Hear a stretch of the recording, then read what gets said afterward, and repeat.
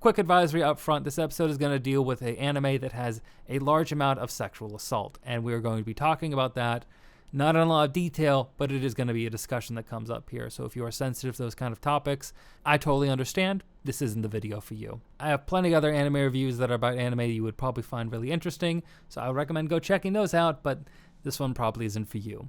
Recently with my videos, I've been doing a lot of upcoming anime or anime that have just released, and they've all been really amazing and fun to talk about. A bunch of really beautiful anime that I think could all be contenders for Anime of the Year. I covered My Happy Marriage, Pluto, Scott Pilgrim, Fearin'. I've covered a bunch of really good shows, and I thought to myself, you know what? I'm gonna ruin this.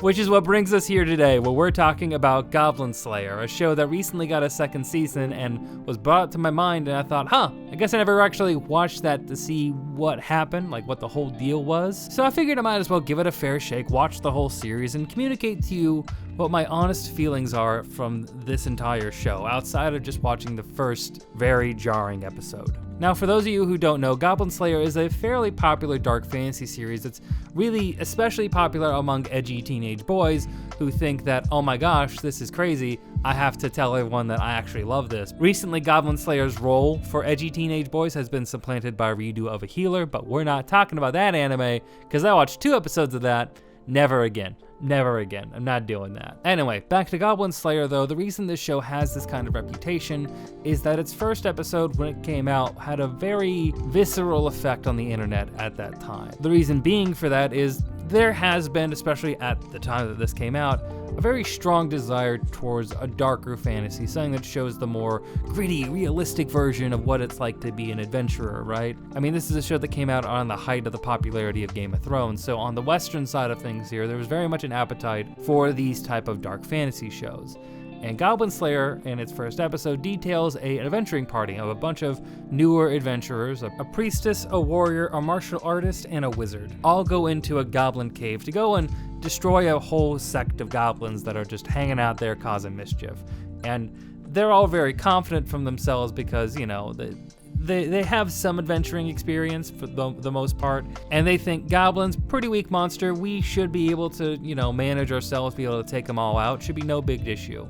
And they go in there completely unprepared and get butchered. Or at least the warrior, the only male character, gets butchered. The wizard gets poisoned, and the melee fighter, she gets sexually assaulted by all the goblins, while the priestess character tries to save the wizard character and just ends up peeing herself and having to be saved by the story's protagonist, Goblin Slayer. Now, you may have already noticed a problem where I'm describing people by their class and not giving them actual names, because characters in this show don't actually have names. They just refer to each other by their class. There is no actual names in this show, which some people think is a fun artistic choice. I just think it's it makes all conversations in this show and talking about the show frustrating, because it'd be nice for characters to have their own identity or anything. But, you know, we'll get into more of those issues later. So the Goblin Slayer shows up, and he's a dude who just hates goblins. He's able to murder goblins better than anyone else out there can, because he knows goblins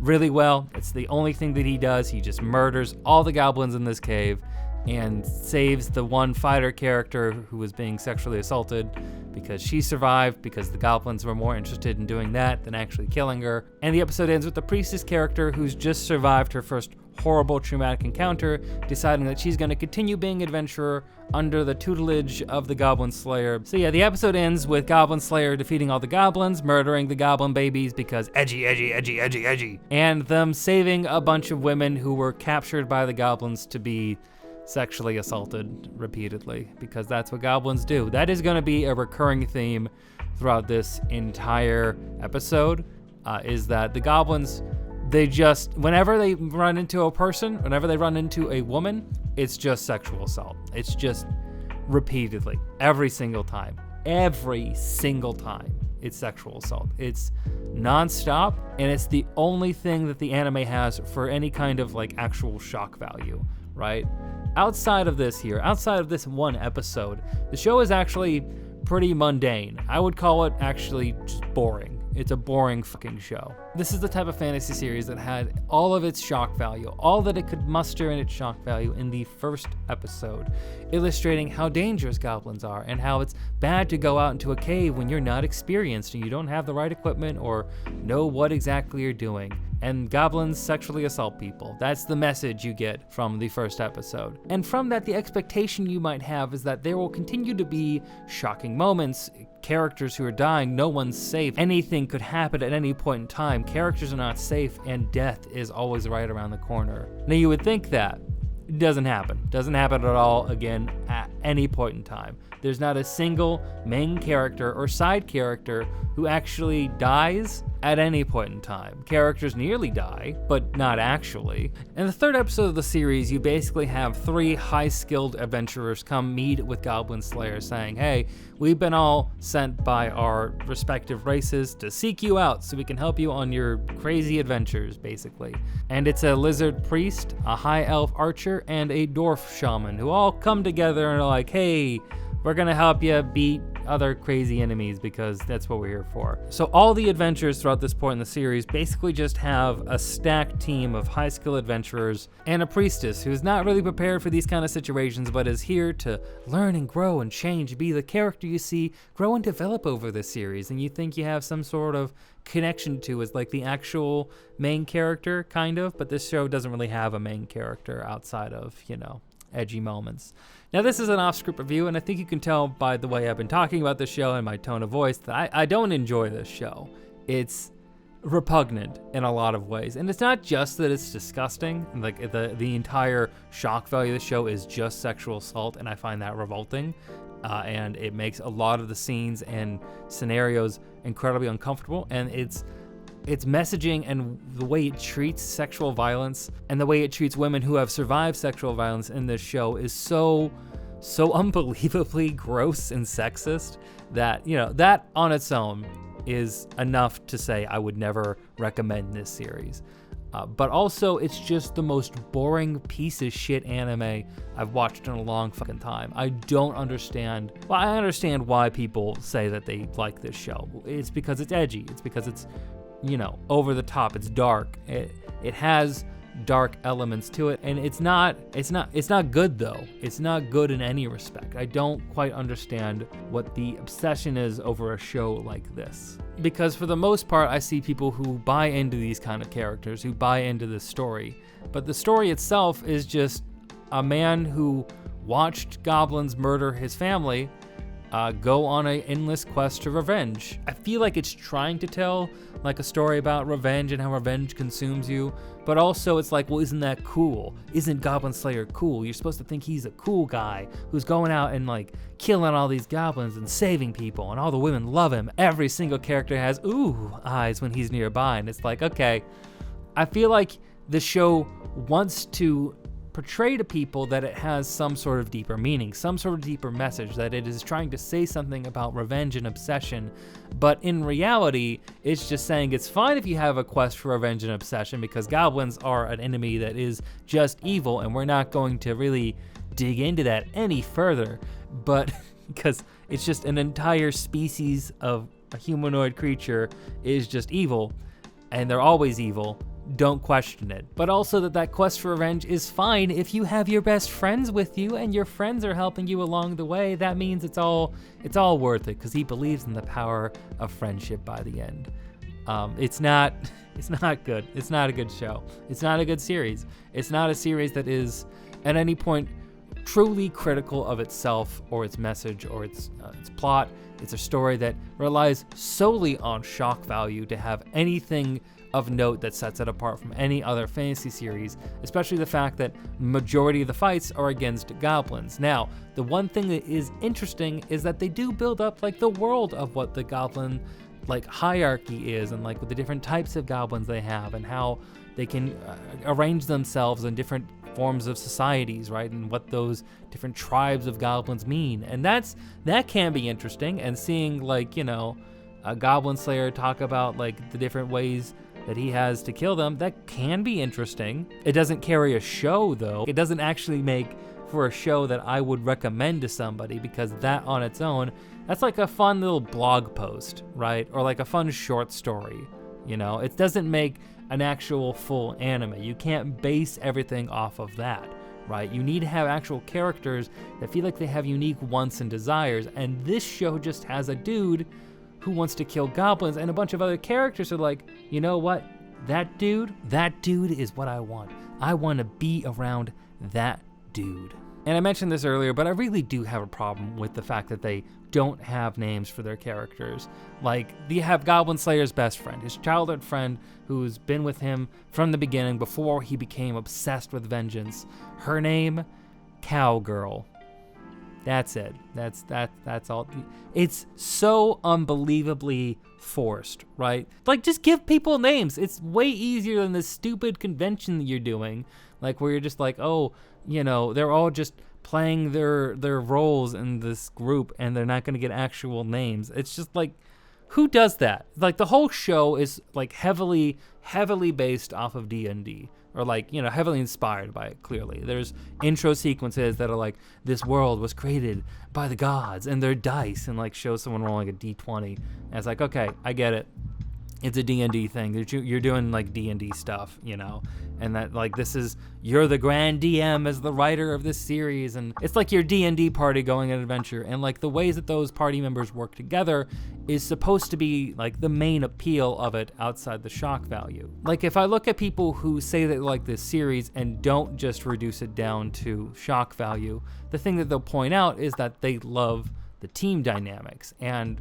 like that it feels like they're with their Dungeons and Dragons party, or, you know, like they're in their like, you know, MMO party, like you're playing World of Warcraft or something, and like that's fine to feel like that's a fun dynamic, but other anime fulfill that role. Other anime do that way better. I mean, if we're talking about recent anime, even Frieren is an anime that does that perfectly. It makes you feel, Frieren is one of the anime that actually makes me feel like I understand, you know, the idea of D&D more, because like it feels like that's a really fun character. Frieren is like a very fun character to put into like a D&D setting, because you're like, oh, my character is this hundreds of years old elf, and they have this deep past and connection with the previous generation of heroes that she was very much involved in, and that shapes a lot of what the story is building towards. And like, you know, that's something that can be like a great D&D session. I'm not very much of a Dungeons and Dragons player myself, but that is a very clear, like, you can make a story out of that. You can make something personable and fun, and like that's the thing that people glom onto when they get involved in these, like, you know, big Dungeons and Dragons like podcast shows. It's like those characters, the specific qualities about them and their backstory, right? But Goblin Slayer even fails to do that, because there is no personalization or like connection you can have with these characters, because their characterization is so flat. I could not care less about any character in this show, because none of them have any kind of personality behind them that sets them apart from a generic fantasy character. That is what they're supposed to be, right? And if you're going to do that, you need to give me something else that the show is going to do. Something else that is going to be new, significant, anything that I can grab onto and say, this show does this spectacularly. And it's nothing. There's nothing like that. The only thing that comes close is the fact that they delve into goblins and like the goblin lore.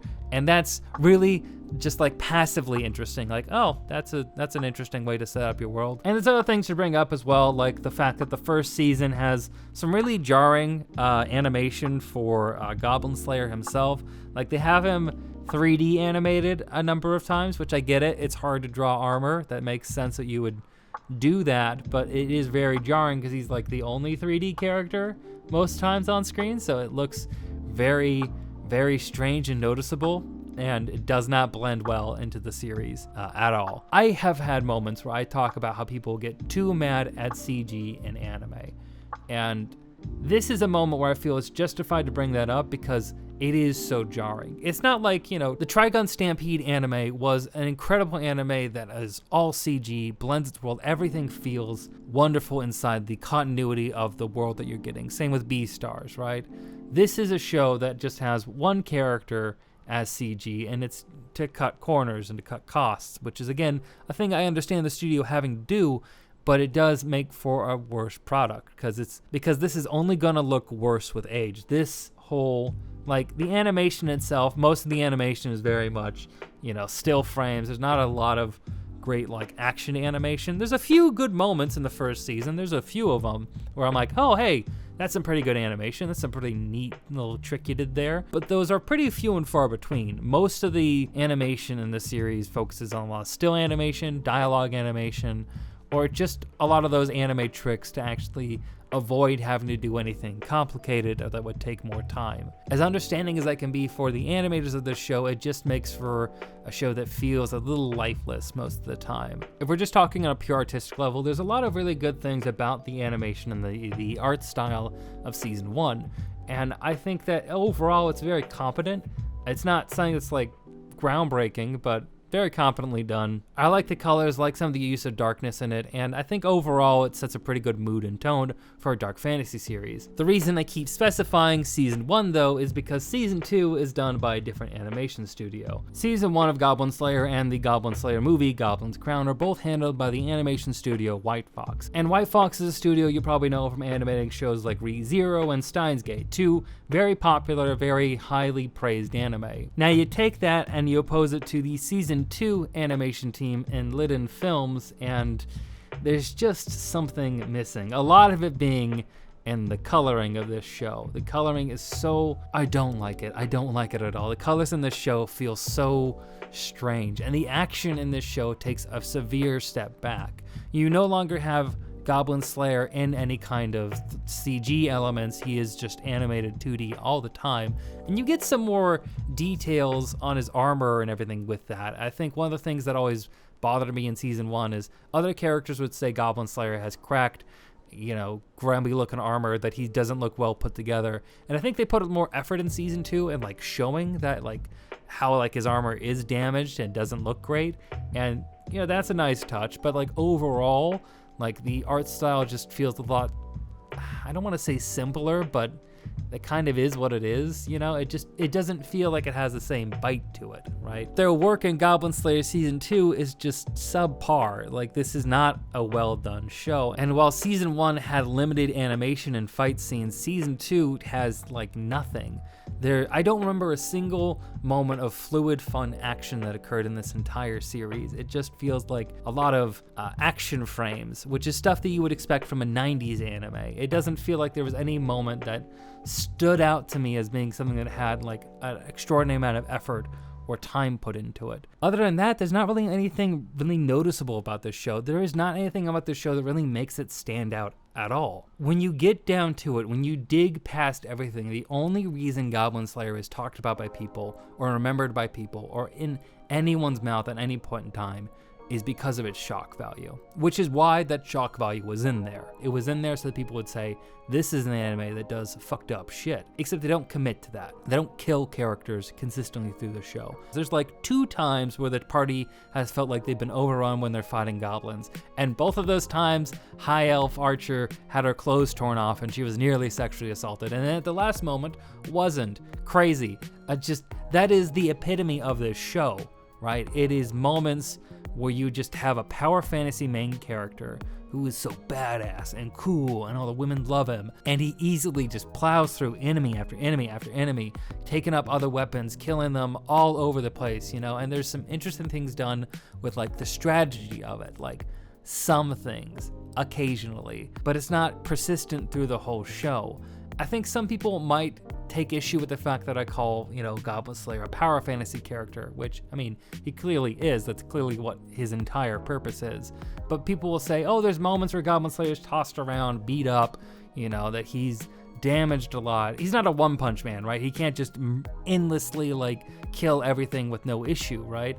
And that's actually a part of the power fantasy. Being a part of the anime power fantasy specifically is that ability to get knocked down, to get beat up, to have blood gushing out of your mouth. It's so dramatic. You've taken so much damage, and yet you persevere. You defend your friends in the memory of your lost family, taking vengeance on those who stand before you. And that is such it's just a teenage boy fantasy. And that's who this anime is made for. If you're anyone outside of that, there's nothing here for you. And if you are that, just watch Berserk. Just watch Berserk. It'll make you have feelings, right? It'll make you think about things, actually. There's a lot of other dark fantasy anime out there. A lot of other dark fantasy anime that make you think, feel, and have actual dark moments. I just watched Ancient Magus Bride, and that's not the darkest anime out there, but it's more effective and making me feel dread and fear for its characters than this show ever did. Watch an anime that has any kind of soul behind it, because Goblin Slayer just doesn't. This is a mediocre show for mediocre anime fans. So, you know what? I hope you liked this video. I'm sure if you're a Goblin Slayer fan, you did not, but I had fun, talking about an anime that I just didn't like. And I haven't done that in a long time, and with a channel named Cold Hearted Complaints, I feel like I should do that just a little bit more. Or allow myself to, actually spend time watching bad anime, because I generally just don't watch bad anime anymore, because I'm well, there's all these other shows that I hear are great that I want to watch, and I'm going to watch those.